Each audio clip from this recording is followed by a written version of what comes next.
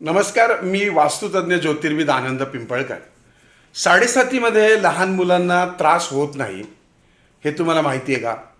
तर होय, 12 वर्षाखालच्या मुलांना 7.5मध्ये त्रास होत नाही. यामागे एक पौराणिक कथा आहे. पिप्पलाद नावाच्या ऋषींचे वडील यमुना तटावरती राहत होते. शनिदेवांनी आपल्या वक्रदृष्टीने त्यांच्या वडिलांना रोगी आणि दरिद्री बनवलं आणि त्यातच त्यांना मृत्यू आला. त्यावेळेस पिप्पलाद ऋषी आईच्या गर्भामध्ये होते. त्यांच्या आईने पोट फाडून आपल्या पुत्राला बाहेर काढलं आणि पिंपळाच्या वृक्षाखाली ठेवलं आणि त्या स्वतः पतीसह सती गेल्या. आता त्या नवजात बाळाचं म्हणजे त्या शिशूचं संगोपन पालन पोषण हे पिंपळाच्या वृक्षानं केलं. याच कारणामुळं या बाळाचं नाव पिप्पलाद असं ठेवलं गेलं. जंगलातल्या इतर पशुपक्ष्यांनाही पिप्पलादच्या संगोपनामध्ये पूर्ण सहाय्य केलं.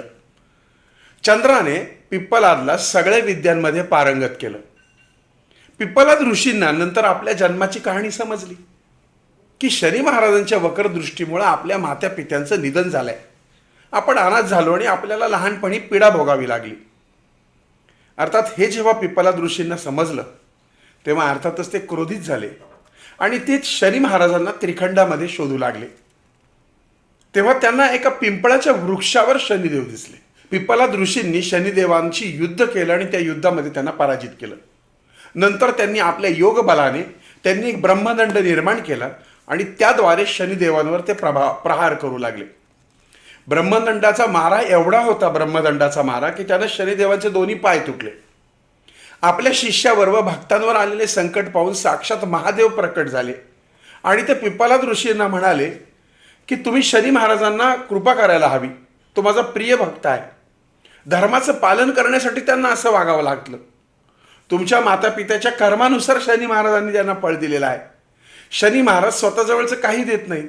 ते तुमचं या जन्माचं कर्म, मागच्या जन्माचं कर्म, जन्मजन्मांतराच्या कर्माची फळं तुमच्या वाटेला देतात. त्यामुळे शनी महाराजांचा यात काही दोष नाही. त्यानंतर पिप्पलाद ऋषींनी महादेवांना साष्टांग दंडवत घालून ऋषींनी क्षमा मागितली आणि त्यांनी सांगितलं की तुम्ही तुमच्या शनिदेवांना सांगा की 12 वर्षापर्यंतच्या लहान मुलांना पीडा देऊ नका.